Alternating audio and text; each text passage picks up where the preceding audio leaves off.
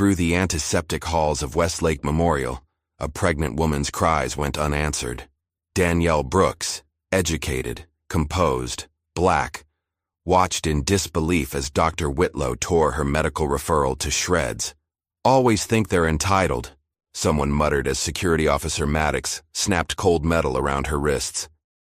They saw only what they wanted: another black woman to dismiss, another problem to remove. They never thought to ask who her husband was. They never imagined Gregory Brooks, hospital board chairman, would walk through those same doors minutes later, his quiet rage more dangerous than any shouted threat. By handcuffing Danielle, they hadn't just mistreated a patient, they'd unknowingly lit the fuse that would expose decades of buried injustice and bring their carefully protected world crashing down. Just before we get back to it, I'd love to know where you're watching from today, and if you're enjoying these stories, make sure you're subscribed, because tomorrow's special episode is one you definitely don't want to miss. Danielle Brooks rubbed her swollen belly as she stepped through the sliding glass doors of Westlake Memorial Hospital. The cool October air gave way to the sterile smell of disinfectant and artificial air freshener. Her doctor's note was folded neatly in her purse, creased from the 3 times she'd reread it that morning. "Just a precaution," Dr. Wilson had assured her yesterday during her checkup. "With your history of preterm labor symptoms, I'd rather have you monitored early than sorry later." Danielle nodded to herself, remembering the words. At 32 weeks pregnant, she wasn't taking any chances. The mild contractions had started around dawn. Nothing severe, but enough to make her call out from her community advocacy job and follow her OB's instructions. The emergency room wasn't crowded for a Tuesday morning. Danielle counted 6 other patients in the waiting area: an elderly man with an oxygen tank, a mother with a feverish toddler, a college-aged boy holding a bloodied towel around his hand, and 3 others flipping through outdated magazines. She approached the front desk where a young nurse with tired eyes looked up from her computer. "Good morning," Danielle said, her voice calm despite her discomfort. "I'm having some mild contractions. I'm 32 weeks along, and my obstetrician wrote this note asking for early observation." She slid the paper across the counter with her ID and insurance card. The nurse, her badge read Kimberly, barely glanced at the note before sliding a clipboard toward Danielle. "Fill this out and have a seat. We'll call you when it's your turn." "Thank you," Danielle said, taking the clipboard. She found a seat near the window and began filling out the familiar forms: name, date of birth, insurance information, emergency. Contact. Under emergency contact, she wrote Gregory Brooks and listed his cell number. She hesitated at the relationship field before writing husband. 20 minutes passed. The college boy was called in. Then the elderly man. Danielle shifted uncomfortably as another contraction tightened across her abdomen. She breathed through it the way she'd learned in her childbirth classes. When it passed, she glanced at her watch. The mother with the toddler was called next, then a man who had arrived after Danielle. She frowned, gathering her purse and the completed paperwork. Approaching the desk again, she smiled politely at Kimberly. "Excuse me, I finished the forms some time ago. I'm still having contractions, and they seem to be getting a bit stronger." Kimberly barely looked up. "You need to sit down and wait like everyone else, ma'am." Danielle blinked, taken aback by the dismissive tone. "I understand you're busy, but my doctor specifically mentioned we have a triage system," Kimberly cut her off. "Unless you're in active labor or emergency distress, you wait your turn." As Danielle turned to walk back to her seat, she overheard Kimberly mutter to another staff member behind the desk, "Always think they're entitled." The word stung. Danielle sat down, her cheeks burning with embarrassment. She'd encountered microaggressions before, plenty of them during her career in community advocacy, but it never got easier, especially not now when she was worried about her baby. Another 30 minutes passed. More patients came and went. Danielle's contractions were now coming every 12 minutes. She was about to approach the desk again when the ER doors swung open and a tall woman in a white coat strode. Her blonde hair was pulled back in a severe bun, and her face wore the expression of someone perpetually inconvenienced. Kimberly, where's the chart on the MVA coming in? The doctor barked. Right here, Dr. Whitlow, Kimberly replied, handing over a tablet. Dr. Whitlow scanned the waiting room, her gaze lingering on Danielle for a moment before her lips tightened into a thin line. She approached the desk, whispered something to Kimberly, then looked directly at Danielle. You, the pregnant one. Come here, she called out, loud enough for everyone to hear. Danielle stood, gathering her things, and walked to the desk. Yes, doctor. Dr. Karen Whitlow looked down at her, eyes cold. You've been complaining about waiting? Not complaining, Danielle clarified calmly. I'm having regular contractions at 32 weeks, and my OB gave me this note recommending early observation. She reached into her purse for the note again. Dr. Whitlow snatched it from her hand, glanced at it for all of 2 seconds, then tore it in half. This doesn't override this hospital's intake protocols, she said, dropping the torn paper onto the counter. We have actual emergencies to deal with. Danielle stared at the torn note in shock. My doctor felt it was necessary. Well, I'm the head of this ER, and I say it's not. Dr. Whitlow cut her off. If you're not in active labor, you can wait or go home. Your choice. As if on cue, a strong contraction gripped Danielle. She gasped, clutching the edge of the counter. I think they're getting stronger, she managed between breaths. Dr. Whitlow rolled her eyes. Dramatic displays won't get you seen faster. Danielle breathed through the pain, counting the seconds. This one lasted nearly 45 seconds. When it subsided, she looked Dr. Whitlow in the eye. That wasn't a display. That was a contraction. I need to be examined. What you need is to lower your voice and follow protocol, Dr. Whitlow snapped, then turned to Kimberly. Call security. We have a disruptive patient. What? Danielle's eyes widened. I'm not being disruptive. I'm trying to advocate for my baby's health. But Kimberly was already picking up the phone. The other patients in the waiting room were watching now, some with concern, others with uncomfortable curiosity. No one spoke up. Within minutes, a security officer pushed through the doors. He was tall, with broad shoulders and close-cropped brown hair. His name badge read, Officer Tyler Maddox. What seems to be the problem? He asked, directing the question to Dr. Whitlow rather than Danielle. This patient is causing a disturbance, Dr. Whitlow said, demanding preferential treatment and getting agitated. That's not true, Danielle protested. I'm having contractions and just asked to be seen. Officer Maddox turned to her, his expression hardening. ID, please. What? Why do you need my ID? I'm a patient here. Despite her confusion, Danielle reached into her purse for her wallet. Standard procedure, Officer Maddox said, though something in his tone suggested otherwise. He took her driver's license, examining it longer than necessary. Danielle Brooks, what brings you here today besides an attitude problem? Danielle felt her heart rate increase. I don't have an attitude problem. I'm 32 weeks pregnant and having contractions. My OB wrote a note recommending observation, which Dr. Whitlow just tore up. Officer Maddox exchanged a look with Dr. Whitlow. Mind if I check your bag, Ms. Brooks? Yes, I do mind, Danielle said firmly. There's no reason to search my belongings. I'm here for medical care. Refusal to cooperate, Officer Maddox noted aloud as if documenting it. Ma'am, in a hospital setting, security has the right to check bags if there's a concern about disruptive behavior. What concern? I haven't done anything wrong. Danielle's voice rose slightly with frustration. There, right there, Dr. Whitlow pointed. Raising her voice, aggressive behavior. Before Danielle could protest further, Officer Maddox grabbed her purse.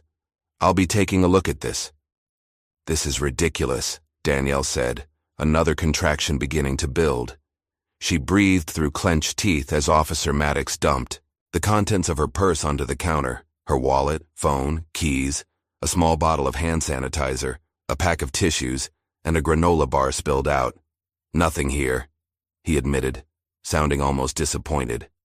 "Of course there's nothing there," Danielle said, gathering her belongings as the contractions subsided. "Now can I please see a doctor about my contractions?" Officer Maddox ignored her question. "Ma'am, you've been loitering and causing a disturbance. I'm going to have to ask you to leave the premises or face detention." Loitering? Danielle was incredulous. "I'm a patient. I've been waiting to be seen." "That's it," Officer Maddox said, pulling a pair of handcuffs from his belt. "Turn around, hands behind your back." "You're arresting me? For what?" Panic rose in Danielle's chest. "Disturbing the peace," Officer Maddox said, roughly grabbing her wrist. "You have the right to remain silent." "This is insane," Danielle gasped, as he cuffed her hands behind her back. The cold metal bit into her wrists. "I'm pregnant. I need medical attention." "You'll get medical attention at the station if needed," Officer Maddox said, gripping her arm tightly. "Please," Danielle begged, looking around the waiting room. The other patients averted their eyes. No one spoke up. No one intervened. "I need to call my husband." Officer Maddox smirked. "You'll get one phone call when you're processed." As he began to drag her toward the exit, Danielle's phone fell from the counter and clattered to the floor. She watched helplessly as it slid under a chair, her last connection to Gregory disappearing from view. The last thing she saw before the doors closed behind her was Dr. Whitlow's satisfied expression and the silent faces of patients who chose to look away. Danielle found herself in a small room adjacent to the hospital security office. It wasn't a jail cell, but it might as well have been. The space was barely 10 feet square, with a metal bench bolted to the wall and a small, high window that let in a pale rectangle of light. Her hands were still cuffed behind her back, making it impossible to find a comfortable position with her pregnant belly. "Please," she said to Officer Maddox as he checked his phone by the door. "The handcuffs are hurting my wrists, and I need to call my husband." "Hospital policy is to secure disruptive individuals until they calm down," he replied without looking up. "Dr. Whitlow will determine when you're ready for release." "Dr. Whitlow is the one who escalated this situation," Danielle protested. "I was just trying to get medical care for my baby." Officer Maddox finally pocketed his phone and looked at her. "That's not how she tells it. Says you became aggressive and threatened staff." "That's a lie," Danielle said, her voice breaking. "There were witnesses. Other patients saw what happened." "Nobody's backing your story," he said with a shrug. "Now sit tight. I've got paperwork to file." As he left, locking the door behind him, Danielle closed her eyes and took a deep breath. She needed to stay calm for the baby's sake. Another contraction gripped her, and she bit her lip to keep from crying out. They were definitely getting stronger. Meanwhile, on the main floor of the ER, Dr. Karen Whitlow was in the security office with Officer Maddox, reviewing footage from the waiting room cameras. "We need to delete this," she said, pointing to the screen showing Danielle's interaction at the front desk. "It doesn't match the report I'm filing." "Already on it," Tyler said, clicking through the system settings. "Give me 2 minutes to wipe the last hour of footage. Technical glitch happens all the time." A young nurse trainee named Maya Reyes passed by the office, slowing when she heard Dr. Whitlow's voice. The door was slightly ajar. "What about the pregnant woman's complaint?" Maya overheard Tyler ask. "What complaint?" Dr. Whitlow replied. "A disruptive individual was removed from the premises for threatening staff and creating a hostile environment. That's all that happened here." Maya frowned. She'd glimpsed the scene in the waiting room earlier. A well-dressed pregnant black woman speaking calmly to Kimberly at the desk. Nothing about it had seemed threatening. As she continued down the hall, Maya checked the intake log on her tablet. Danielle Brooks, 32, pregnant, 32 weeks gestation, presenting with mild contractions. The note section had been updated. Patient became verbally aggressive. Security called. Patient detained for staff safety. Maya's frown deepened. Something wasn't right. She approached her supervisor, Nurse Janet. That pregnant woman who was here earlier. What happened to her? Janet glanced around before lowering her voice. Word is she got mouthy with Dr. Whitlow and security had to take her downstairs. Downstairs, Maya repeated. She's in a holding cell, but she was having contractions. Look, Maya, Janet said. You're still new here. Some advice? Stay out of Dr. Whitlow's business if you want to keep your job. Maya bit her lip, nodding slowly. I understand. But she didn't. Not really. Back in the holding room, Danielle shifted uncomfortably on the hard bench. The contractions were coming every 8 minutes now. She needed water, a bathroom, and medical attention, in that order. The door opened, and Officer Maddox returned. Your paperwork's been filed, he said. Dr. Whitlow has recommended you be held for observation until you're deemed no longer a threat. A threat? Danielle repeated incredulously. I'm a pregnant woman who needed medical help. Please, at least, call my husband. His name is Gregory Brooks. Officer Maddox scoffed. What's he gonna do? Bail you out with food stamps? The casual racism of the comment hit Danielle like a slap. She stared at him, momentarily speechless. That's what I thought, Maddox said, misinterpreting her silence. Look, make this easy on yourself. Admit you were disruptive, apologize, and maybe Dr. Whitlow will let you back upstairs for a checkup. I won't apologize for something I didn't do, Danielle said firmly. And I need water. It's dangerous for a pregnant woman to get dehydrated. Should have thought of that before causing a scene, Maddox said, turning to leave. I'll check on you in an hour. The door closed again, and Danielle felt tears welling in her eyes. This couldn't be happening. Not in 2025. Not in a respected hospital. Not to her. Yet it was. The same institutional racism that she fought against in her advocacy work was now targeting her directly. Another contraction came, stronger than before. Danielle counted through it. 60 seconds. That wasn't good. They were getting longer and more intense. She thought of Gregory, probably still in his morning board meeting, unaware that his wife and unborn child were in distress. Time passed agonizingly slowly. Danielle's mouth was dry, her wrists raw from the handcuffs. She'd lost track of how long she'd been in the room when the door opened again. It wasn't Officer Maddox this time, but the young nurse trainee she'd seen briefly in the waiting room. Maya Reyes quickly glanced over her shoulder before slipping inside and closing the door. I can't stay long, she whispered, pulling a bottle of water from her scrub's pocket. Here, drink this. Danielle looked at her gratefully. Thank you. But I can't. My hands. She turned slightly to show the handcuffs. Oh my God, Maya gasped, quickly uncapping the bottle. She held it to Danielle's lips, letting her drink deeply. I'm so sorry about this. I don't understand what's happening. Neither do I, Danielle said after drinking half the bottle. I came in with contractions, and somehow I ended up arrested. You're not technically arrested, Maya said. You're being detained for observation. But it's wrong. I checked your intake form. You should be upstairs getting monitored. Can you help me? Danielle asked, hope flickering for the first time since this nightmare began. Maya bit her lip. I'm trying, but Dr. Whitlow has a lot of power here, and Officer Maddox. They work together a lot. I could lose my job. I understand, Danielle said, though her heart sank.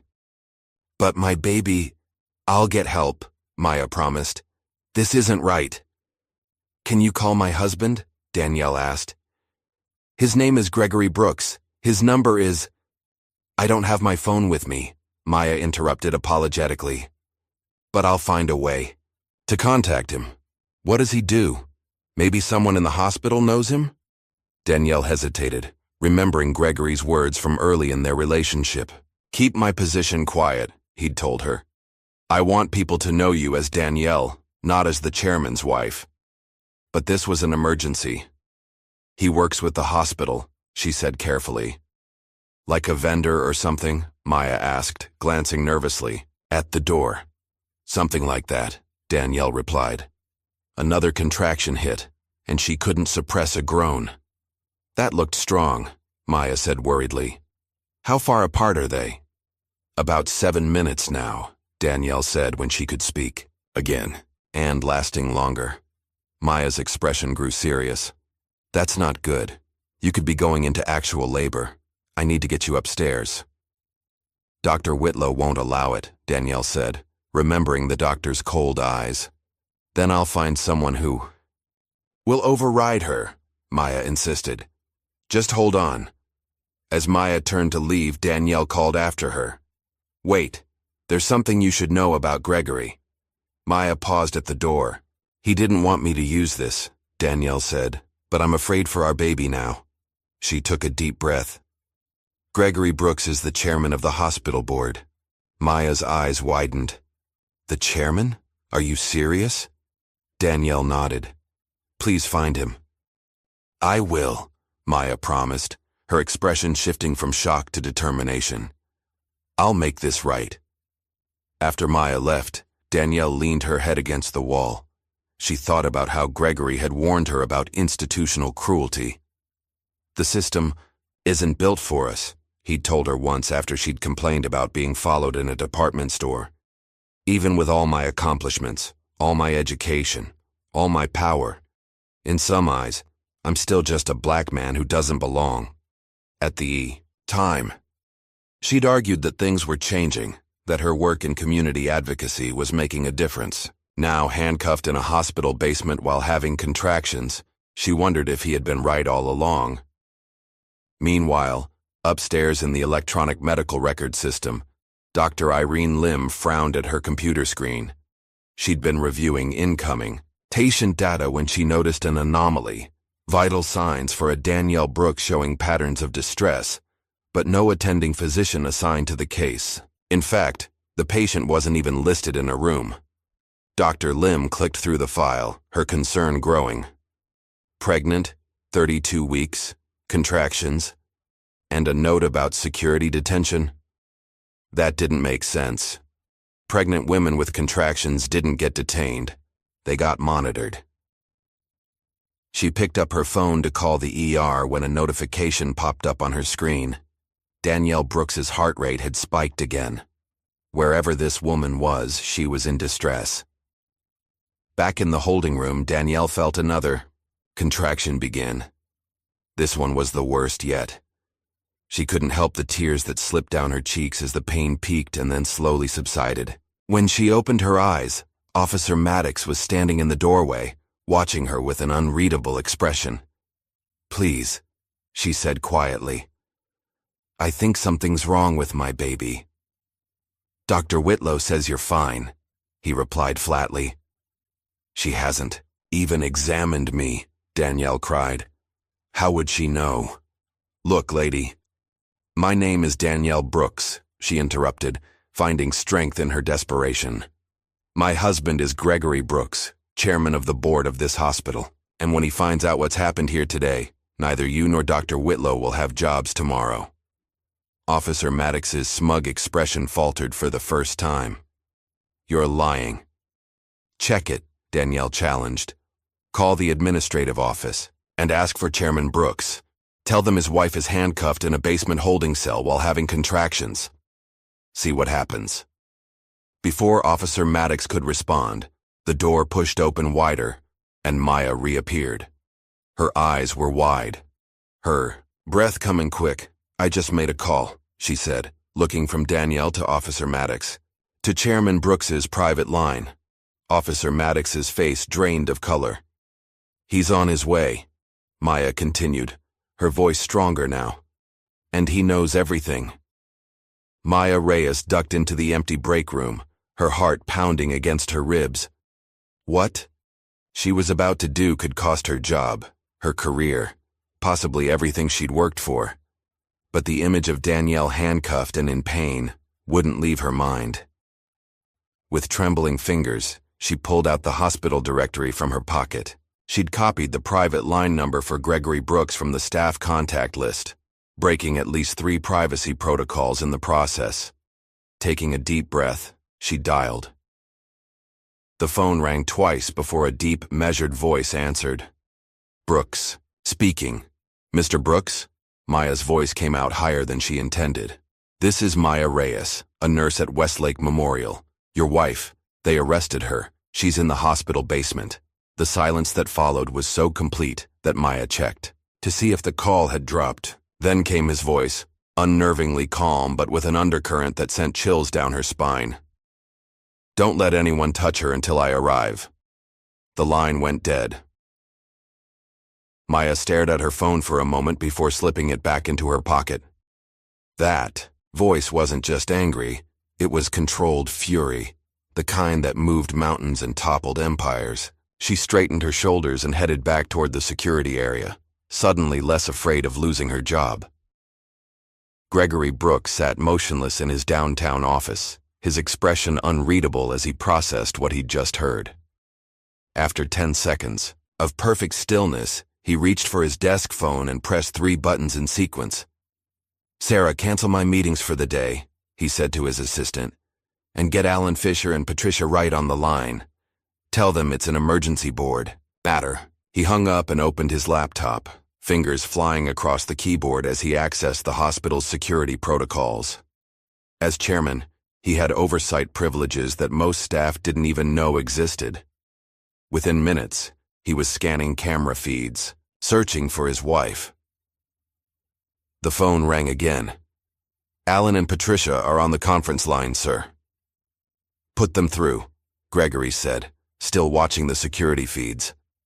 When he heard the click indicating his fellow board members were connected, he spoke without preamble.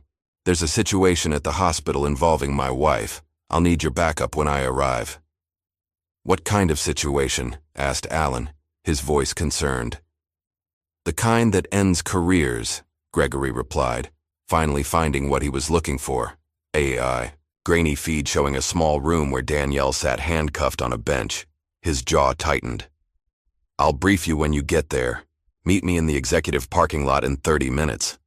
After ending the call, Gregory made 2 more, one to the hospital's legal counsel and another to Vanessa Morgan, the PR director he'd personally hired last year. Then he stood, straightening his navy blue suit jacket, and walked calmly to the elevator.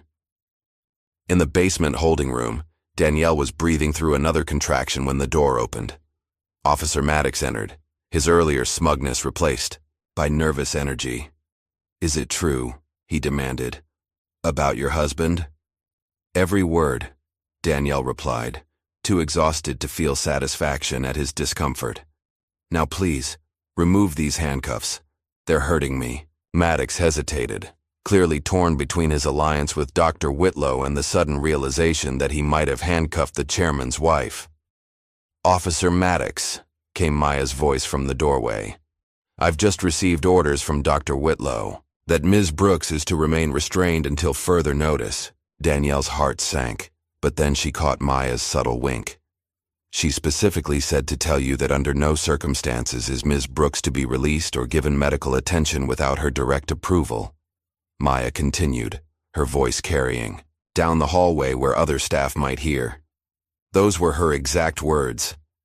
Maddox nodded slowly, seeming relieved to have the decision taken out of his hands.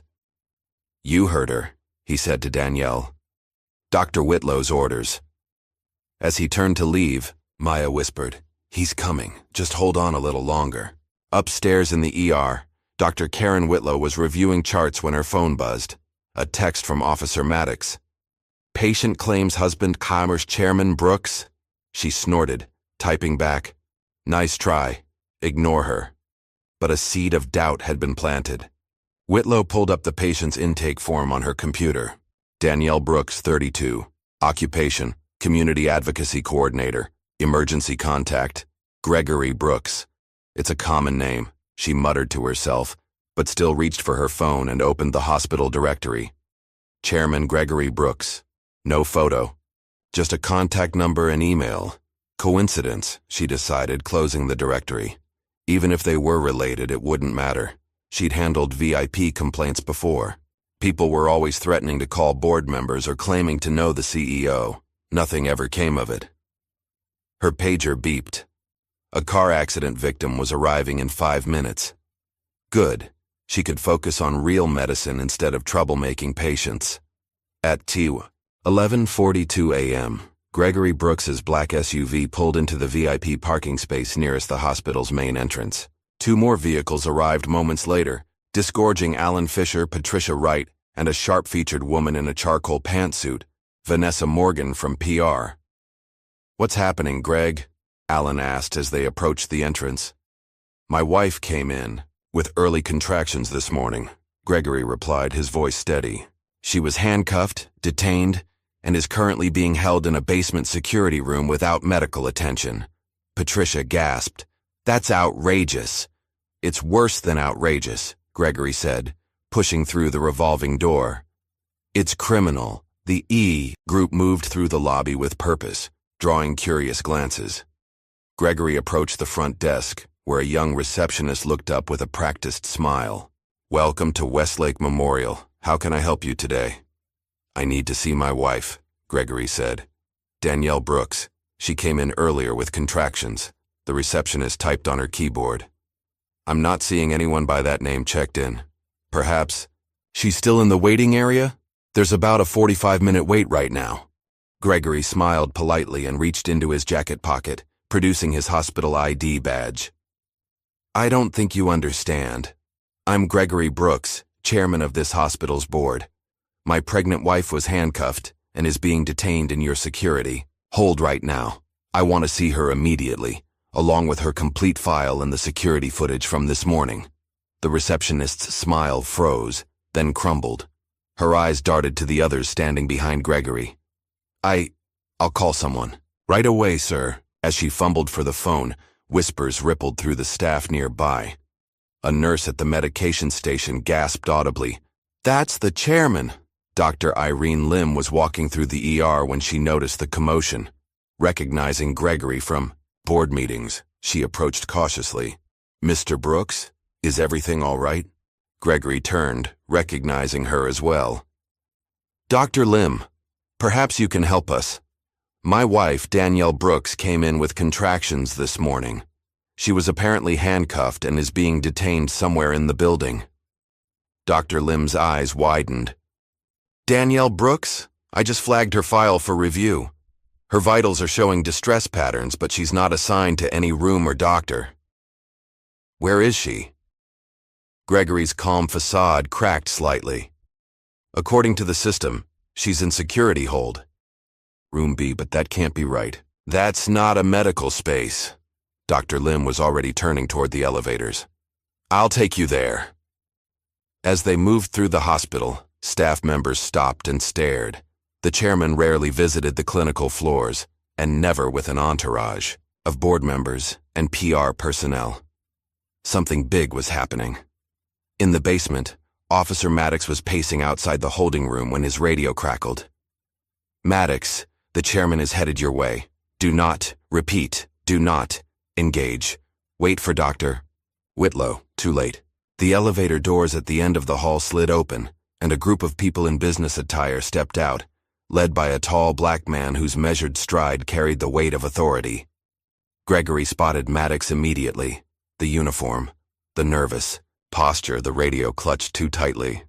"Where is my wife?" he asked, his voice deceptively soft. Maddox swallowed.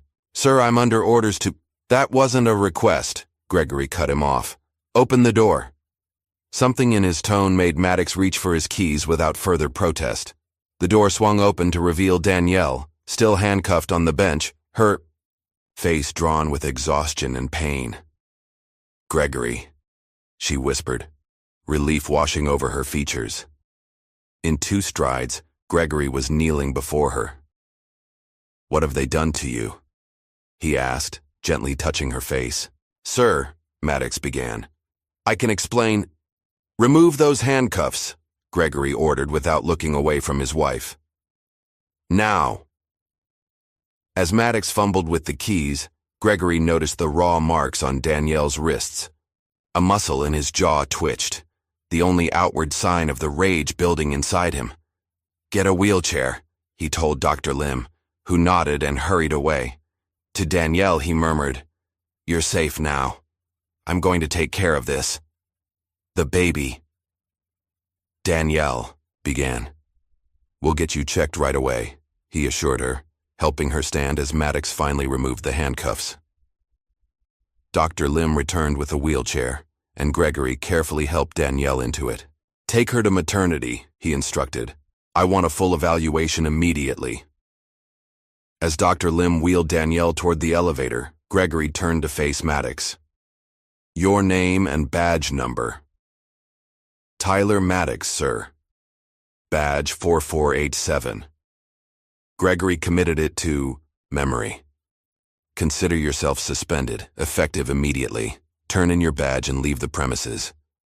But Dr. Whitlow said, Dr. Whitlow, Gregory interrupted coldly. We'll be joining you shortly. Where is she? Before Maddox could answer, the elevator doors opened again, and Dr. Karen Whitlow stepped out, her expression confident until she registered the scene before her. The chairman, 2 board members, the PR director, and a security officer who looked like he'd seen a ghost. What's going on here? She demanded, recovering quickly. Dr. Whitlow, Gregory said, his voice arctic. Just the person I wanted to see. Boardroom, now. I'm in the middle of a shift, she protested. We have critical patients, and my wife was one of them, Gregory cut her off. Yet somehow she ended up handcuffed in a basement instead of receiving care. Boardroom, 5 minutes. He turned and walked back to the elevator, leaving Dr. Whitlow standing stunned in the hallway. 10 minutes later, Dr. Whitlow strode into the hospital boardroom, her white coat crisp, her expression carefully composed.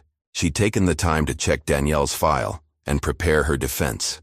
A difficult patient, protocol violations, standard security measures that may have been overzealous, but were technically within policy. Her confidence faltered when she saw Gregory sitting at the head of the massive oak table, with Alan Fisher and Patricia Wright flanking him. 3 members of the legal team sat to one side, laptops open. Vanessa Morgan from PR was taking notes nearby. This wasn't an informal meeting. This was a tribunal. Dr. Whitlow, Gregory began without preamble. You had my wife handcuffed and left to labor alone. Explain yourself. The directness of the accusation caught her off guard. Mr. Brooks, there seems to be a misunderstanding. Your wife became disruptive in the ER waiting area. I've reviewed the security footage, Gregory interrupted, sliding a tablet across the table. The footage you tried to delete. Dr. Whitlow glanced down at the screen, which showed Danielle, calmly speaking to the receptionist, then to herself, then being confronted and having her doctor's note torn up. Our IT department was able to recover it, Gregory continued. Interesting how it contradicts your incident report. The color drained from Dr. Whitlow's face. She'd been so sure Tyler had wiped the footage. Furthermore, Gregory continued, Dr. Lim has confirmed that my wife's vitals showed clear signs of distress for over 2 hours while she was detained. Distress that you ignored despite being notified by the automated system. I never received any notification, Dr. Whitlow protested. Gregory tapped on his tablet and a series of alert acknowledgments appeared on the screen, each bearing her digital signature. The system says otherwise. For the first time, Dr. Whitlow felt the ground shifting beneath her feet. This wasn't going to be resolved with a simple apology or bureaucratic maneuvering. The chairman had evidence, witnesses, and the full weight of his position behind him. Mr. Brooks, she said, changing tactics, I deeply regret any miscommunication or staff error that led to this unfortunate situation. Hospital policy for disruptive individuals may have been applied too stringently in this case. Stop, Gregory said, raising a hand. This wasn't miscommunication or staff error. This was deliberate mistreatment based on racial bias, and we both know it. The accusation hung in the air like a thundercloud. That's a serious allegation, Dr. Whitlow said stiffly. Yes, Gregory agreed. It is. One that will be thoroughly investigated, along with every other complaint of similar treatment that's been filed in this hospital over the past 5 years.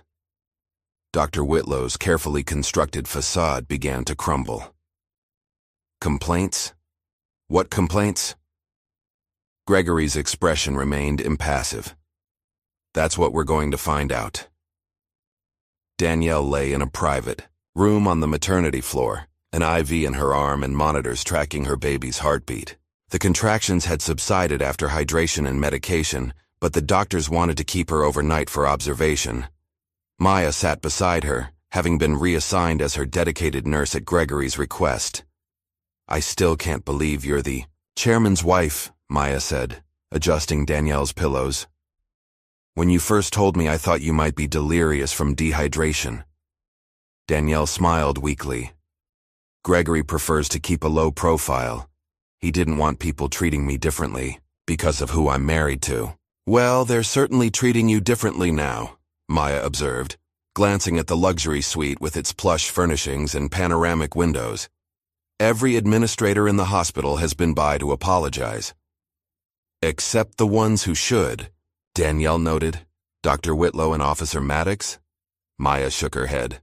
"I doubt they'll be allowed anywhere near you."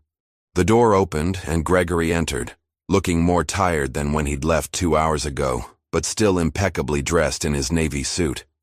"How are you feeling?" he asked, coming to Danielle's side and taking her hand. "Better," she said. "The baby's heartbeat is strong. They think the stress triggered false labor." Gregory nodded, relief evident in his eyes.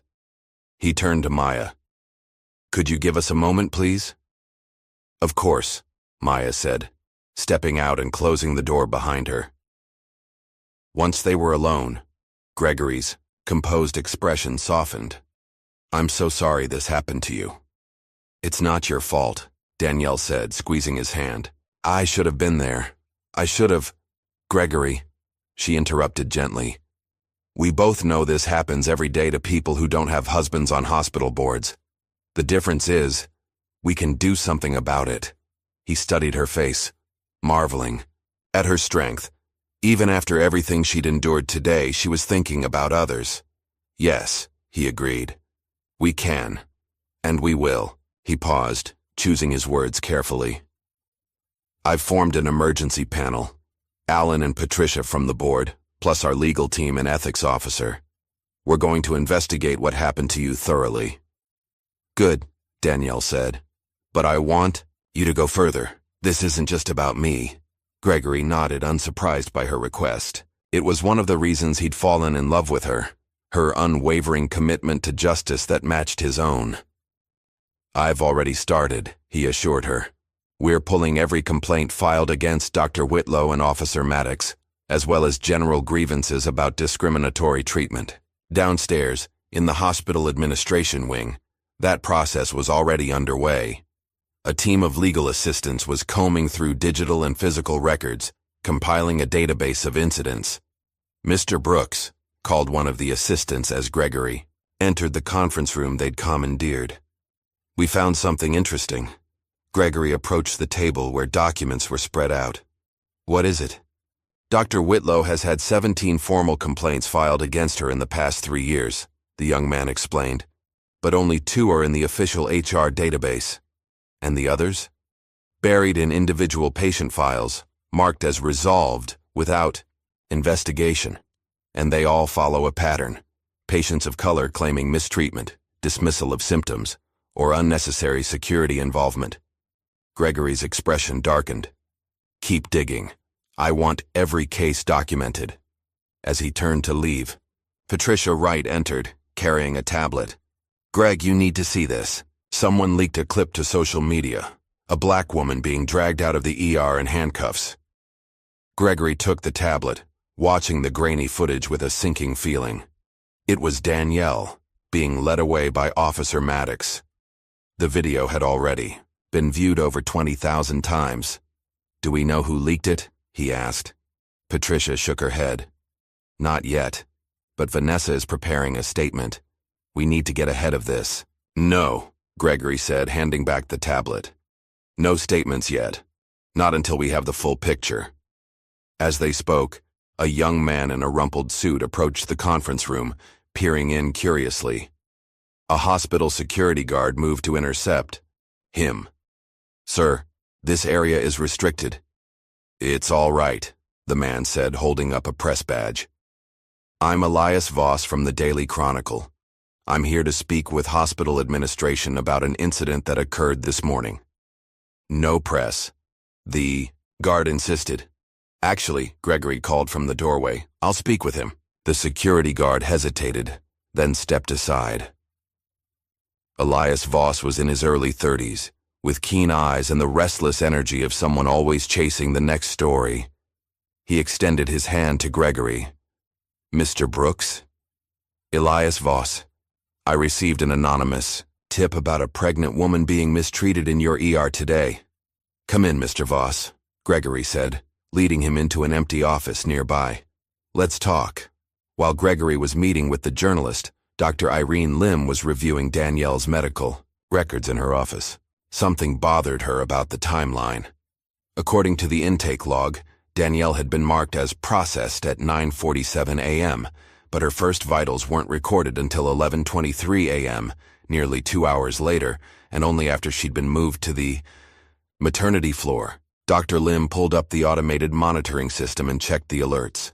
Just as she suspected, Danielle's biometric wristband had been registering elevated heart rate and contractions since 10:15 a.m., but the alerts had been acknowledged and dismissed by Dr. Whitlow without action. There was a knock at her door, and she quickly minimized the screen. Come in. Maya Reyes entered, looking nervous. Dr. Lim, can I speak with you privately? Of course, Dr. Lim replied, gesturing to the chair across from her desk. What is it? It's about Mrs. Brooks, Maya said, lowering her voice. And Dr. Whitlow. Dr. Lim leaned forward. Go on. I overheard Dr. Whitlow and Officer Maddox discussing deleting security footage, Maya said in a rush. They were falsifying the report about what happened with Mrs. Brooks. Dr. Lim's expression remained neutral, but her mind was racing. That's a serious accusation, Nurse Reyes. I know, Maya said, wringing her hands. But it's true, and I'm willing to put it in a formal statement. Dr. Lim studied the young nurse, impressed by her courage. That won't be easy. Dr. Whitlow has influence here. So does the chairman, Maya pointed out. And the truth matters more than my job. After a moment's consideration, Dr. Lim nodded and reached for a form in her desk drawer. Then let's make it official. Meanwhile, Officer Tyler Maddox was clearing out his locker in the security office, anger simmering beneath his controlled movements. His phone buzzed with a text from Dr. Whitlow. My office, 5 minutes. When he arrived, she was pacing behind her desk, her normally perfect appearance showing signs of strain. This is a disaster, she hissed when he closed the door. The chairman is on the warpath. They're pulling records, interviewing staff. They even have that reporter from the Chronicle sniffing around. What do they have? Maddox asked. Everything, Whitlow snapped. They recovered the footage we deleted. They have the alert logs showing I ignored her vitals. That nurse trainee is talking. It's all falling apart. Maddox swore under his breath. So what do we do? Dr. Whitlow stopped pacing and faced him. We control the narrative. I've already submitted a statement explaining that this was a tragic miscommunication and staff error. You were following protocols as trained. I was dealing with multiple critical patients and delegated her case. It was unfortunate, but not malicious. Will that work? It has before, she said grimly. What Dr. Whitlow didn't know was that Gregory Brooks was already 2 steps ahead of her. In a private meeting room, he sat across from Chief Raymond Shaw, the hospital's CEO. This could destroy us, Greg, Shaw was saying, his normally ruddy face pale with concern. A PR nightmare. Lawsuits. Federal investigations into our practices. Yes, Gregory agreed calmly. It could, unless we take decisive action now. What are you suggesting? Full transparency. An external review of our policies. Immediate administrative leave for Whitlow and Maddox pending investigation. And a complete audit of every complaint filed in the past 5 years. Shaw balked. That's extreme. We should handle this internally, quietly. Raymond, Gregory interrupted. This isn't just about today. This is about a pattern of behavior that's been allowed to continue under your leadership. Either you support this investigation, or the board will need to reconsider your position as well. The threat hung in the air between them. You wouldn't, Shaw said, but his voice lacked conviction. I would, Gregory confirmed. This isn't just about my wife, though. That would be reason enough. This is about every patient who walks through our doors deserving equal treatment and dignity. Shaw stared at him for a long moment before nodding reluctantly. Fine, but I want oversight of the investigation. No, Gregory said firmly. You'll be included in the process, but the investigation will be independent. Back in Danielle's room, she was finally resting comfortably when her phone buzzed with a news alert. She opened it to find a breaking story. Pregnant woman allegedly handcuffed, detained at Westlake Memorial. Hospital launches investigation. The article quoted an anonymous hospital source describing a pattern of discriminatory treatment toward patients of color. There was no mention of her name or Gregory's position, yet she was still reading when Gregory returned. Have you seen this? She asked, holding up her phone. He nodded. Elias Voss is a good reporter. He agreed to keep your name out of it for now, but the story needed to be told. What happens next? Danielle asked. Gregory sat on the edge of her bed, taking her hand. We find the truth. All of it. You think there's more? I know there is, Gregory said quietly. I spoke with Dr. Lim. She's been documenting disparities in patient care for years, but couldn't get anyone to listen. And she's not the only one. Danielle squeezed his hand. Then we make them listen. As the sky darkened outside Danielle's hospital window, Gregory stood looking out at the city lights. His phone buzzed with a message from the IT department. Found the server room where disciplinary records are stored offline. Need access authorization. He replied immediately, Granted, pull everything. Whatever they found, Gregory knew their lives would never be the same. What had begun as a personal injustice was opening the door to something much larger. A systemic failure that had hurt countless patients before Danielle. He turned back to his sleeping wife, her hand protectively curved over her belly. This goes far deeper, he whispered, not just to her but to himself, and we're going to fix it.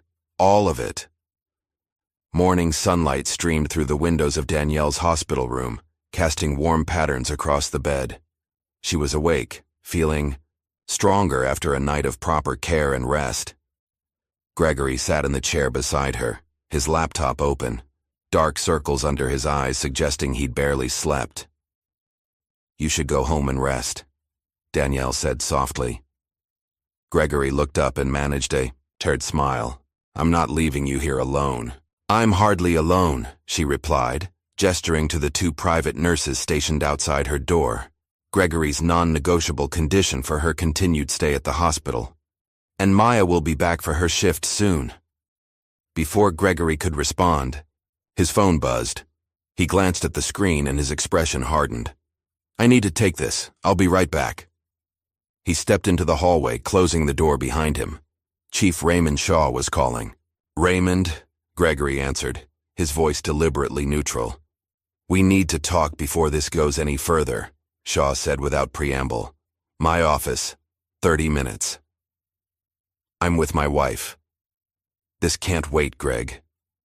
Shaw's voice had an edge of desperation. Things are happening that you don't understand. Enlighten me. Shaw hesitated. Not over the phone. Just tread carefully. Don't go looking for fires in a house made of gas. The line went dead. Gregory stared at his phone, the warning settling like a weight in his chest. When he returned to Danielle's room, she immediately noticed his changed demeanor. What is it? She asked. Shaw, Gregory replied, gathering his jacket. He wants to meet. You're going? I need to hear what he has to say. Gregory leaned down to kiss her forehead. I'll be back soon. Lock the door behind me. 20 minutes later, Gregory entered the executive wing of the hospital, nodding to staff who scrambled to appear busy as he passed. Shaw's assistant jumped to her feet when she saw him. "Mr. Brooks, Chief Shaw is expecting you." She hurried to open the door to the inner office, where Raymond Shaw stood gazing out the floor-to-ceiling windows. At 60, Shaw still maintained the robust physique of his college football days, though his once red hair had faded to gray. "Close the door," Shaw said without turning around. Gregory complied, then took a seat across from Shaw's desk without being invited. "You wanted to talk." Shaw finally turned, his face grave. "This investigation you're pushing, it needs to stop. That's not happening." "You don't understand the implications," Shaw insisted, lowering his voice despite the closed door. "There are people involved who won't appreciate their names being dragged through the mud? People like Dr. Whitlow?" Gregory asked mildly. "People like State Senator William Barnes," Shaw countered. "People like Health Commissioner James Pruitt. People who approve our funding and sign off on our accreditation." Gregory's expression remained unchanged. "Are you suggesting these officials are somehow involved in covering up discriminatory practices at this hospital?" "I'm suggesting," Shaw said carefully, "that certain arrangements exist to ensure the hospital runs smoothly. Dr. Whitlow has connections. She's been useful in managing certain regulatory challenges. So she's protected because she helps cover up violations during inspections," Gregory translated flatly. Shaw didn't deny it. "The system works, Greg. We've kept this hospital operating in the black for 8 straight years. Do you know how rare that is? At what cost, Raymond?" Gregory stood, his patience evaporating. "My wife was handcuffed and left to suffer because she's black. How many others have been mistreated to maintain your precious bottom line?" "That was unfortunate," Shaw admitted. "An aberration." "No," Gregory said firmly. "It was the inevitable result of the culture you've fostered here, and it ends now." Back in his temporary office near Danielle's room, Gregory made a decision. Opening his laptop, he selected one video file from the dozens his team had recovered, footage showing a pregnant black woman from 2 years ago being repeatedly dismissed by staff until she collapsed in the waiting room. The baby didn't survive. The woman's face was blurred, her identity protected, but her desperation was clear. Gregory's finger hovered over the send button for only a moment before he forwarded the clip anonymously to Elias Voss with a simple message. This wasn't an isolated incident. By noon, the video had been posted on the Chronicle's website under the headline, "Exclusive, Pattern of Neglect at Westlake Memorial Hospital." By 2 o'clock, local TV stations were running the story. By 4, protesters were gathering outside the hospital entrance carrying signs that read, "Black Mothers Matter and Justice for Westlake Victims." Danielle watched the coverage on the small TV in her room, tears streaming down her face. "That poor woman," she whispered. "That could have been me." Maya, who had arrived for her shift, squeezed Danielle's hand. "But it wasn't. And now people will finally listen." Gregory returned to find Danielle wiping her eyes. "You leaked the video," she said. "It wasn't a question. I did," he confirmed. "The truth needs to be heard." "Good," Danielle said, her voice strengthening. "This isn't just about me, Gregory. It never was." "I know," he replied, taking her hand. "That's why I love you."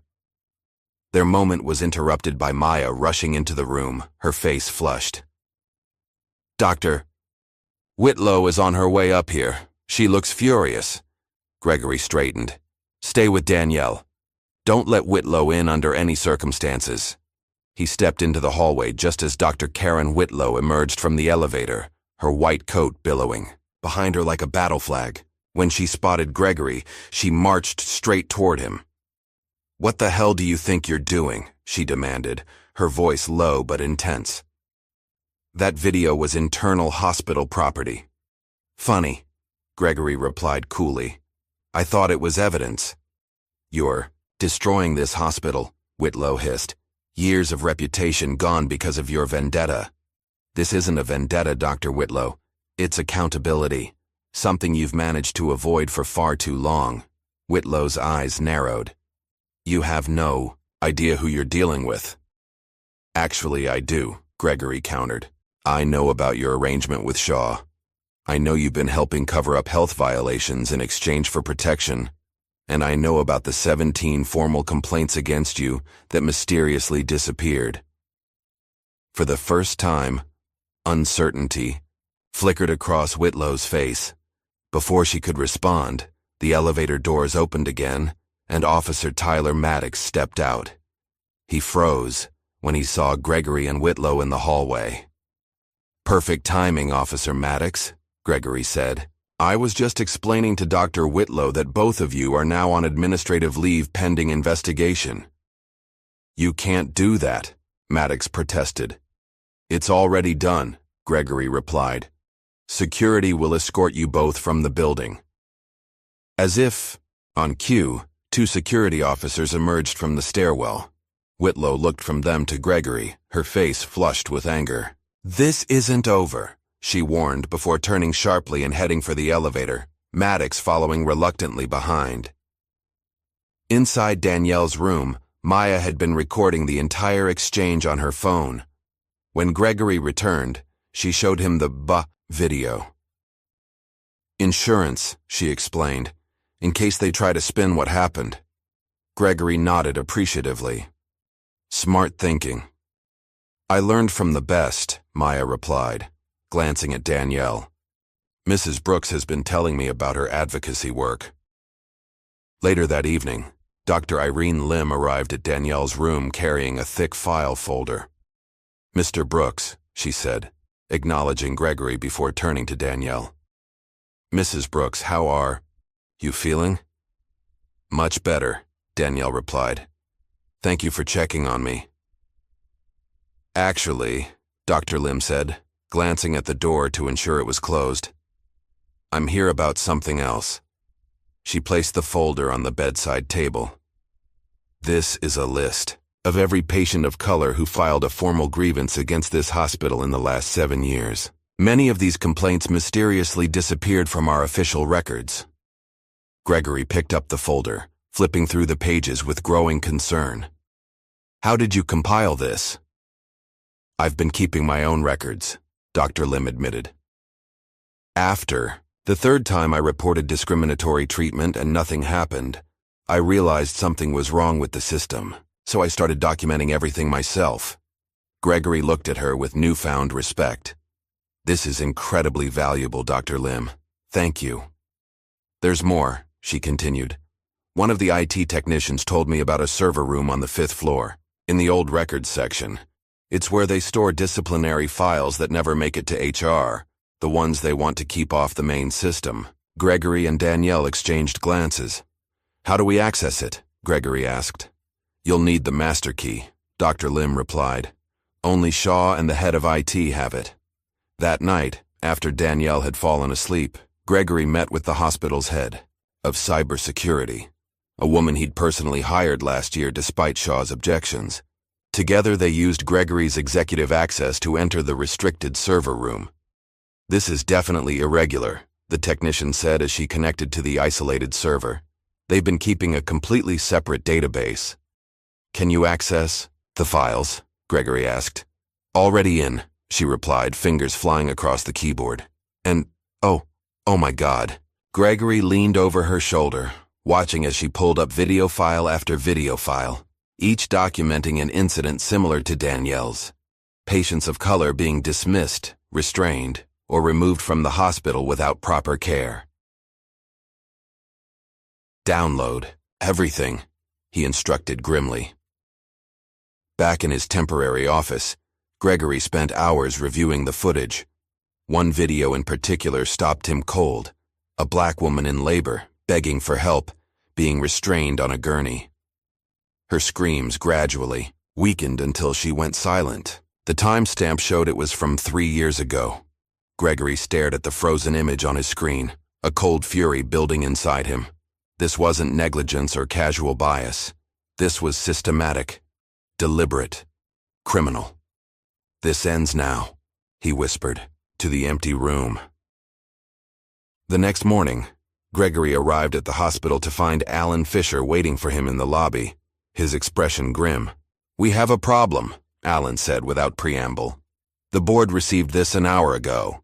He handed Gregory a document. It was a motion for Gregory's immediate removal as chairman, citing conflict of interest and misuse of hospital resources for personal vendettas. 7 signatures, Gregory noted, scanning the page. All Shaw's allies. He moved fast, Alan confirmed. Emergency board meeting scheduled for tomorrow morning. Gregory folded the document and slipped it into his jacket pocket. Let him try.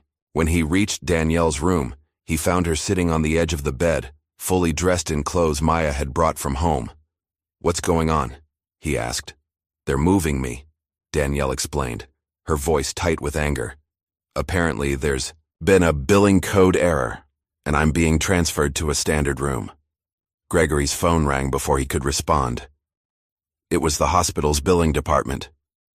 "Mr. Brooks," came a nervous voice. "I'm calling about your wife's room assignment. There seems to be some confusion." "No confusion," Gregory cut in. "My wife stays exactly where she is. Override whatever code was entered and fix it immediately." "I can't, sir," the woman replied, sounding genuinely distressed. "The order came directly from Chief Shaw. He said the VIP suite needs to be available for a board member's relative arriving this afternoon." Just then, a new nurse Gregory didn't recognize entered the room, pushing a wheelchair. "Mrs. Brooks, I'm here to transport you to the 3rd floor." "No, you're not," came Maya's voice from the doorway. She stepped into the room, still wearing her scrubs despite being off duty. "Mrs. Brooks isn't going anywhere." The new nurse frowned. "You don't work this floor anymore, Reyes. You were reassigned." "Reassigned?" Gregory asked sharply. "More like fired," Maya corrected. "Dr. Whitlow called my supervisor this morning, said I was interfering with patient care protocols." Gregory's expression darkened. "That's not happening. You're staying as my wife's primary nurse, by my direct order as chairman." "You don't have that authority anymore," came a new voice. Chief Shaw stood in the doorway, flanked by 2 board members Gregory recognized as his strongest supporters. "The executive committee has temporarily suspended your chairmanship pending tomorrow's vote." The room fell silent. Gregory stared at Shaw, years of carefully maintained professional courtesy evaporating in an instant. "You won't win this, Raymond," he said quietly. "I already have," Shaw replied, his confidence palpable. "Your personal crusade ends now. Mrs. Brooks will be transferred to a standard room as her insurance coverage dictates, and Nurse Reyes has been terminated for violating hospital protocols." "This is retaliation," Danielle spoke up, her voice clear and strong despite her exhaustion. "And it's illegal." Shaw barely glanced at her. "Your opinion has been noted, Mrs. Brooks. Now, if you'll excuse us, we have a hospital to run." After they left, Gregory turned to Maya. "I'm sorry about your job." Maya shrugged, though her eyes betrayed her worry. "It was worth it. But what do we do now?" "We fight back," Gregory said, pulling out his phone. "But first, we need to move Danielle somewhere safe." That afternoon, Gregory filed a formal complaint with the Federal Department of Health and Human Services, citing civil rights violations and patient endangerment. He also issued a cease and desist letter to Shaw and Whitlow through his personal attorney, demanding they stop all retaliatory actions. Their response came swiftly, a counter cease and desist, claiming Gregory was interfering with hospital operations and making defamatory statements that could damage the institution's reputation. Danielle, now settled in a private room at a different hospital across town, watched Gregory pace as he fielded calls from his legal team. "They're playing hardball," she observed when he finally ended the last call. "So are we," Gregory replied, showing her his phone. Elias Voss had published another damning article, this one detailing the hospital's attempt to silence whistleblowers and cover up evidence of discrimination. As they talked, breaking news flashed across the TV screen. "Fire at Westlake Memorial Hospital. Records room damaged." Gregory's phone immediately lit up with texts from Dr. Lim. Fifth floor server room. Burning. Electrical fire. Convenient timing. They're destroying evidence, Danielle realized, her eyes wide. Gregory nodded grimly. But they're too late. We already have copies of everything. What they didn't know was that at that very moment, a team of IT specialists hired by Shaw was working to infiltrate Gregory's secure server. By evening, they'd succeeded in accessing his private email account. The next morning, Gregory woke to find his inbox flooded with messages from board members, colleagues, and even journalists. Someone had leaked private emails between him and Danielle, conversations where they'd discussed their frustrations with the healthcare system, including some where Danielle had expressed strong opinions about Westlake Memorial before she ever set foot there. They're trying to make you look biased, his PR advisor explained over the phone, painting Danielle as someone with a grudge against the hospital from the beginning. That's absurd, Gregory said. Those emails are from months ago, when we were discussing healthcare disparities in general. Context doesn't matter in a PR. War, came the grim reply. They're winning the narrative. Maya arrived at Danielle's new hospital room looking exhausted, but determined. I gave an interview, she announced without preamble, to Elias Voss. On the record, full name, everything. Maya, Danielle said softly, your career is worth nothing if I can't practice ethical medicine, Maya finished for her. Besides, I'm not the only one. 3 other nurses came forward after I did. The story runs tomorrow. Gregory's phone rang. Alan Fisher again. Greg, you need to get back to Westlake immediately. Shaw's called an emergency staff meeting. He's going to publicly ask for your resignation. I'm on my way, Gregory said, already reaching for his jacket. I'm coming too, Danielle insisted, struggling to sit up. Absolutely not, Gregory and Maya said in unison. This is my fight too, Danielle argued. I need to be there. Before they could stop her, she swung her legs over the side of the bed. Immediately, her face contorted in pain as a contraction gripped her. Danielle, Gregory rushed to her side. It's too early, she gasped when the pain subsided. The baby's not due for weeks. Maya checked the monitors. Her blood pressure is spiking. We need a doctor in here now. Within minutes, Danielle was surrounded by medical staff. The diagnosis came quickly. Stress-induced preeclampsia. She needed an emergency C-section. We're transferring her to Westlake, the doctor announced. They have the best NICU in the city. No, Gregory protested. After what happened, it's the closest level 4 NICU. The doctor cut him off. Your baby will need specialized care. We don't have time to argue. As Danielle was wheeled toward the ambulance, she clutched Gregory's hand. Don't let Whitlow near me, she whispered. Promise. Me. I promise, Gregory said, his voice breaking slightly. I'll be right beside you the whole time. The ambulance screamed through the city streets, Danielle's condition deteriorating by the minute. When they arrived at Westlake, a team was waiting. In the emergency bay, and standing at the front was Dr. Karen Whitlow. I'm handling this case, Whitlow announced as they wheeled Danielle inside. Like hell you are, Gregory growled, physically stepping between Whitlow and the gurney. I'm the senior obstetric surgeon on call, Whitlow insisted. Step aside. Find another surgeon, Gregory demanded. There isn't time, Whitlow snapped. Your wife needs immediate surgery and I'm it, Danielle cried out as another contraction hit. Please, she begged. Anyone but her.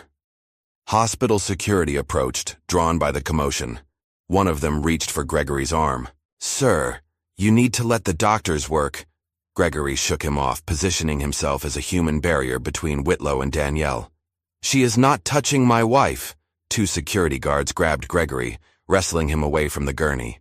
You're interfering with medical care, sir. She'll kill my baby, Gregory shouted as they dragged him back. She's already killed one. The corridor fell silent, all eyes on Gregory. In the moment of distraction, a young medical resident pulled out her phone and began streaming the confrontation live on social media. "Let him go," came a firm voice. Dr. Irene Lim stepped forward. "I'm taking over this case." "You're not qualified," Whitlow began. "I've performed more emergency C-sections than you have, Dr. Whitlow," Lim interrupted coldly. "And unlike you, I haven't had my privileges questioned by the medical board. Now step aside." The security guards released Gregory, uncertain what to do. The resident continued filming as Dr. Lim took control of Danielle's care, directing the EI team to move her immediately to an operating room. As they rushed Danielle away, Gregory caught a glimpse of her terrified face. He tried to follow, but a nurse stopped him. "You need to change into scrubs first, Mr. Brooks. Then you can join her." Outside the hospital, the video of Gregory being tackled by security was already going viral. "Hospital chairman assaulted while protecting pregnant wife," read the caption. Within minutes, the crowd of protesters outside had doubled in size, their chants growing louder. "Justice for Danielle! Justice for Danielle!" Inside, Gregory changed into scrubs with shaking hands, praying he hadn't just witnessed the last moments with his wife and unborn child. The system had struck back hard, but they had underestimated just how far he would go to protect his family. The operating room lights blazed overhead as Dr. Irene Lim worked with precise, focused movements. Danielle lay unconscious on the table, her vitals stabilized but still concerning. Gregory sat near her head, a surgical mask covering his face, his eyes never leaving his wife's peaceful expression. "BP's holding steady," a nurse called out. "Good," Dr. Lim replied. "Let's get this baby out safely." Minutes later, a tiny cry filled the room. Dr. Lim lifted the newborn girl, small but clearly fighting. "She's breathing on her own," she announced. "But she'll need NICU care." As the pediatric team whisked the baby away for assessment, Dr. Lim finished tending to Danielle. "She'll be fine," she assured Gregory quietly. "Both of them will." Hours later, Danielle lay in recovery, still unconscious but stable. Their daughter rested in an incubator in the NICU 1 floor below. 4 pounds, 3 ounces of determination. Gregory moved between their rooms, torn between his wife and child, refusing to leave either alone for long. Outside the hospital, the crowd had grown.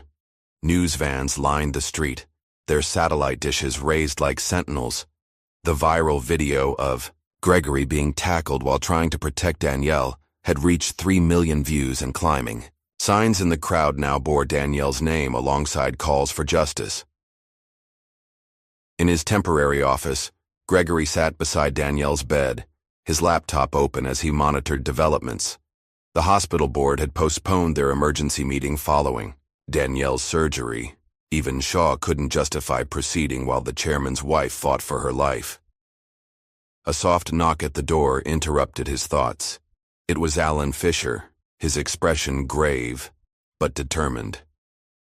"How are they?" Alan asked. "Stable," Gregory replied. "The baby's in NICU, but her vitals are strong. Danielle hasn't woken up yet." Alan nodded, taking a seat across from him. "I've been making calls. 9 board members are ready to back you. Shaw only has 6 left." Gregory looked up surprised. "What changed?" "That video," Alan said simply. "And this." He placed a tablet on the bed, showing the Chronicle's website. The headline read, "Exclusive. Hospital staff speak out about racist practices."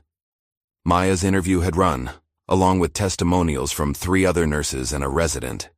They detailed a pattern of discrimination that extended far beyond Danielle's case. Patients of color receiving less pain medication, waiting longer for care, having their symptoms dismissed more frequently. "It's getting harder for Shaw to claim this is just about your wife," Alan observed. Gregory nodded grimly. "Good." As they spoke, Danielle's eyelids fluttered. Gregory was instantly at her side, taking her hand. "Danielle, can you hear me?" Slowly, her eyes opened, unfocused at first, then settling on his face. "Gregory," she whispered. "The baby?" "She's beautiful," he assured her, tears threatening. small but strong, just like her mother. Danielle managed a weak smile before sleep claimed her again. The next morning, a national news program led with the Westlake story. The anchor's voice was appropriately somber. Disturbing allegations of systemic racism at prestigious Westlake Memorial Hospital have sparked protests and a federal investigation. The controversy erupted after Danielle Brooks, a pregnant black woman, was allegedly handcuffed and detained while seeking emergency care. In the administrative wing, Chief Raymond Shaw watched the broadcast with mounting dread. His phone hadn't stopped ringing. Board members, donors, politicians all demanding explanations. Senator Barnes had already distanced himself publicly, claiming no knowledge of any improper arrangements at the hospital. A knock at his door preceded the entrance of the hospital's legal counsel, her expression grim. "The Department of Health and Human Services just served us with formal notice of investigation. They're sending a team tomorrow." Shaw loosened his tie, feeling the walls closing in. "What are our options?" "Limited," she replied bluntly. "The evidence is overwhelming, especially with the recovered server files. My recommendation is to get ahead of this. Suspend Whitlow and Maddox permanently, issue a formal apology, and announce a complete overhaul of hospital policies." "That's surrender," Shaw protested. "That's survival," she corrected. "The alternative is criminal charges for obstruction and civil rights violations." Before Shaw could respond, his assistant burst in without knocking. "Sir, Officer Maddox was just arrested in the parking garage." "What?" Shaw stood abruptly. "By whom?" "Internal Affairs," the assistant explained breathlessly. "Something about evidence tampering and unlawful detainment. They're taking him out the back entrance now." Shaw sank back into his chair, the reality of his situation finally sinking in. The carefully constructed system of protection and privilege he'd built over decades was collapsing like a house of cards. Meanwhile, Maya Reyes sat in a downtown studio, the lights hot on her face as she gave her first television interview. The reporter leaned forward intently. "What made you decide to speak out, Ms. Reyes? You've effectively ended your career at Westlake." Maya didn't hesitate. "There are more important things than careers. People's lives were at stake. Mrs. Brooks could have lost her baby. Others have lost much more. Were you surprised by the hospital's response?" "No," Maya said frankly. "That's how systems protect themselves. They silence whistleblowers. They destroy evidence. They attack victims' credibility. I expected retaliation." "And yet you spoke. Up anyway." Maya nodded. "Someone had to." In the NICU, Gregory stood beside his daughter's incubator, marveling at her tiny features. Danielle's nose, his chin, a perfect blend of them both. A nurse approached quietly. "She's doing very well, Mr. Brooks. Her oxygen levels are excellent." "When can my wife see her?" "We can arrange that soon," the nurse promised. "Mrs. Brooks is recovering nicely." Gregory nodded his thanks, then turned, as his phone buzzed with a message from Patricia Wright. "Board reconvening at noon. We have the votes." 2 hours later, Gregory entered the hospital boardroom for the first time since Danielle's admission. The long table was filled with board members, their expressions ranging from supportive to hostile. Chief Shaw sat at the far end, his usual confident posture notably absent. "Gregory," Patricia greeted him, rising from her seat. "How are Danielle and the baby?" "Recovering," he replied simply, taking his place at the head of the table. "Shall we begin?" Alan Fisher cleared his throat. "We've called this emergency session to address the crisis facing our institution. Given recent events and the evidence that has come to light, we need to take immediate action." Shaw leaned forward. "Before we proceed, I'd like to present our plan for addressing these concerns. We're prepared to launch a comprehensive review." "Too late, Raymond," Gregory interrupted quietly. "You had years to address these issues. You chose to bury them instead." Patricia nodded. "The motion before the board is to terminate Chief Executive. Officer Raymond Shaw and Dr. Karen Whitlow effective immediately for gross negligence and ethical violations. Shaw's face flushed. This is a witch hunt. You can't possibly... We can, Allen cut in, and we have the evidence to support it. He gestured to the stack of files in front of him. Dr. Irene Lim's dossier of hidden medical records, now formally submitted to the board. Would anyone like to review Dr. Lim's findings before we vote? Patricia asked, looking around the table. The room fell silent as the 12-page document was passed around. Page after page detailed cases of discriminatory treatment, patients of color who received substandard care, whose concerns were dismissed, whose health outcomes suffered as a result. The statistics were damning, the individual stories heartbreaking. When the last board member finished reading, Gregory called for the vote.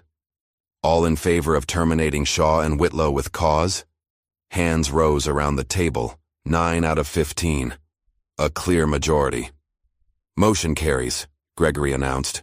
Security will escort Mr. Shaw from the building immediately. Dr. Whitlow's credentials are hereby revoked. Shaw stood, his face a mask of controlled rage. You'll regret this, Brooks. This hospital won't survive the scandal. This hospital won't survive without addressing the rot at its core, Gregory countered. We're choosing integrity over expediency. It's long overdue. As security arrived to escort Shaw out, Gregory remained seated, feeling not triumph, but a weary determination. This was just the beginning. Later that afternoon, Dr. Karen Whitlow exited the hospital for the last time, head held high despite the circumstances. Hospital security flanked her, keeping the gathering of reporters and protesters at bay. Cameras flashed as she walked to her car, questions being shouted from all directions. Dr. Whitlow, what do you say to allegations of racial bias in your treatment decisions? Will you fight your termination? Do you have any comment on the federal investigation? She ignored them all until she reached her car. Then, turning to face the cameras, she finally spoke. I gave my life to this place, she shouted, her composure cracking. 20 years of service, and this is how they repay me? From the hospital entrance, Gregory watched silently. It was never yours to begin with, he said, too quietly for her to hear across the distance. Upstairs, Danielle was finally strong enough to be wheeled to the NICU. Gregory walked beside her, holding her hand as a nurse pushed her wheelchair. Are you ready to meet our daughter? He asked softly. Danielle nodded, tears already forming. More than ready. In the hushed environment of the NICU, Danielle finally held her tiny daughter, marveling at each perfect finger and toe. She's beautiful, she whispered. So strong to come into the world under such circumstances. She gets that from you, Gregory said, his voice thick with emotion. Danielle looked up at him, her eyes clear and determined despite her exhaustion. What should we name her? Gregory hadn't expected the question so soon. I thought we were still deciding between Sophia and Madison. Danielle shook her head slightly. After everything that's happened, I want her name to mean something more. She gazed down at the tiny face nestled against her chest. Justice. Her name is Justice. Gregory's eyes welled with tears as he nodded. Justice Brooks. Perfect. 2 days later, Danielle was strong enough to sit up and receive visitors. Maya came first, bringing flowers and tears of joy at seeing mother and baby doing well. Dr. Lim followed, checking Danielle's incision with gentle, competent hands. The board has asked me to oversee the transition while we search for a new CEO, Dr. Lim informed them. I've accepted temporarily. You'd be excellent in the role permanently, Gregory suggested. Dr. Lim smiled but shook her head. My place is with patients, but I'll help shape what comes next. As the day progressed, more visitors arrived. Board members, staff who supported the changes, even Elias Voss seeking an exclusive interview. To each, Gregory and Danielle shared the same message. This wasn't just for us. This was for every voice they tried to silence. In the evening, As Danielle rested with baby Justice in her arms, Gregory stood at the window, watching the hospital's illuminated sign. Soon, it would come down. A new name, a new era, a new commitment to equal care for all would take its place.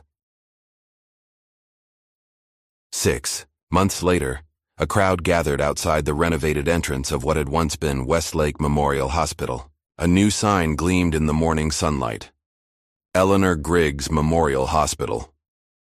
Gregory stood at the podium, Danielle beside him holding Justice, now a chubby, thriving 6-month-old.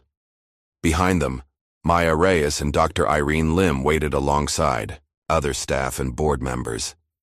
Today, we honor a woman most of you never knew, Gregory began, his voice carrying across the hushed gathering. 10 years ago, Eleanor Griggs came to this hospital seeking care. She was turned away, her symptoms dismissed. She died in the parking lot of heart failure, a treatable condition if she'd been properly examined. Murmurs rippled through the crowd as Gregory continued. Eleanor was a nurse herself. She spent 30 years caring for others, only to be denied care when she needed it most.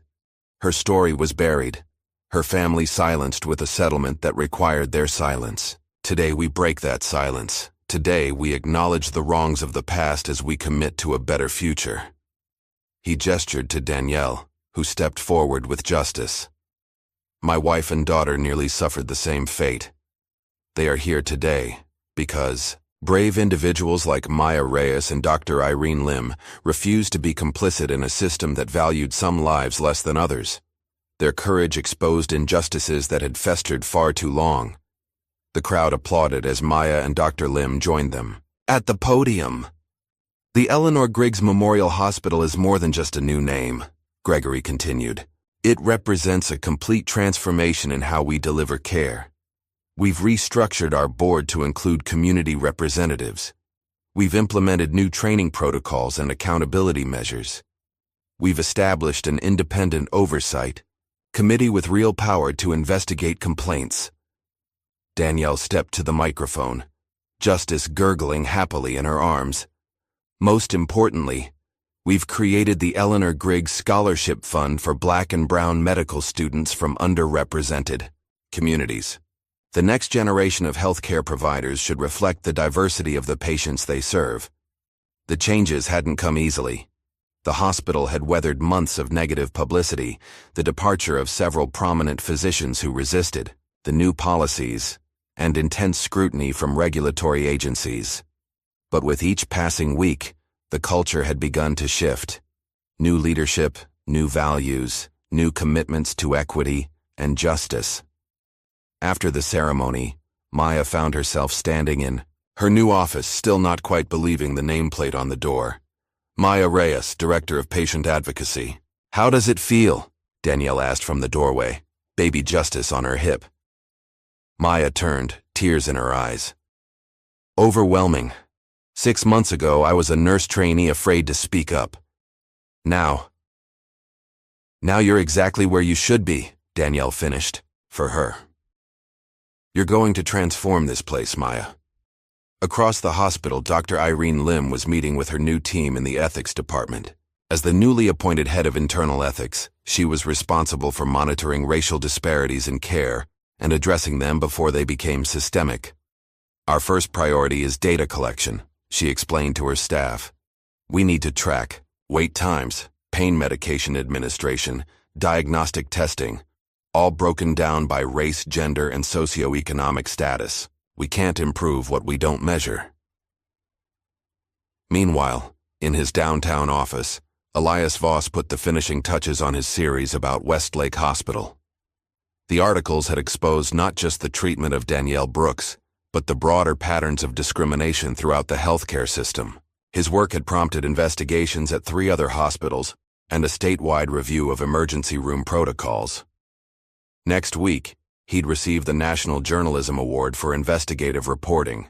His acceptance speech was already written, ending with the words, "This award belongs to those who were brave enough to risk everything to speak." In a courtroom across town, Officer Tyler Maddox stood as the judge entered. His lawyer had negotiated a plea deal. guilty to evidence tampering and unlawful detainment in exchange for testimony against former Chief Shaw, who faced more serious charges of obstruction of justice and civil rights violations. Mr. Maddox, the judge began, before I accept your plea, I understand you wish to make a statement to the victims of your actions. Maddox nodded, turning to where Danielle and Gregory sat in the front row. Mrs. Brooks, he began, his voice carried live on local television. There is no excuse for how I treated you that day. I abused my authority and caused harm to you and your unborn child. I am deeply sorry. Danielle's face remained impassive, but she gave a slight nod of acknowledgement. The apology couldn't erase what happened, but it was part of the accountability she had fought for. 3 weeks later, as autumn leaves swirled around the hospital grounds, Danielle stood at a podium of her own, reading from the manuscript of her newly completed memoir, In Labor Twice.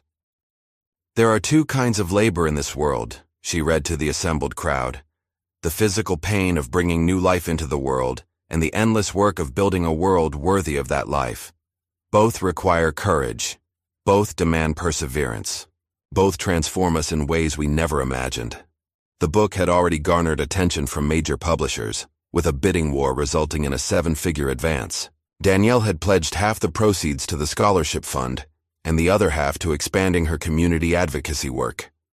As evening fell, Danielle and Gregory stood with baby Justice outside the hospital, joining hundreds of others for a candlelight vigil honoring past victims of discriminatory health care. The gentle flames illuminated faces of all colors, united in remembrance and resolve. Do you think we've made a difference? Danielle asked softly, watching the candles flicker in the darkness. Gregory looked at the renamed hospital, at the diverse group of medical students receiving their scholarship certificates, at Maya directing a new patient advocacy initiative, at Dr. Lim implementing ethical oversight protocols. Yes, he said simply, this is just the beginning. But yes. A young woman approached them hesitantly, a baby in her arms about the same age as Justice. Mrs. Brooks, I just wanted to thank you. I came here last month when my son was sick. They treated me with respect, listened to my concerns. Dr. Lim said the new protocols are because of what happened to you. Danielle smiled, reaching out to touch the healthy baby's cheek. Not just because of me, because of everyone who spoke up, everyone who refused to accept things as they were. As the woman moved away, Gregory slipped his arm around Danielle's waist. Ready to go home? She nodded, cradling Justice close as they walked toward the parking lot. Behind them, the hospital's new sign glowed in the twilight. Not just a building, but a promise. Not just a medical facility, but a beacon of change. They had entered as a couple and were leaving as a family. They had come seeking care and had transformed an institution. What had begun as one woman's nightmare had awakened a movement for justice that would continue long after the cameras stopped rolling and the headlines faded. Justice Brooks, nestled in her mother's arms, would grow up in a world slightly better than the one her parents had inherited. Not perfect, not free from struggle, but moving in the right direction. Her very name would remind her of the power of speaking truth, of standing firm, of refusing to accept injustice as inevitable. As they reached their car, Danielle looked back one last time at the hospital, where their lives had changed forever. They tried to silence one woman, she whispered to her daughter. But her voice became the echo of thousands, and in the end, justice was born. What would you risk to challenge a broken system that was never built for people like you?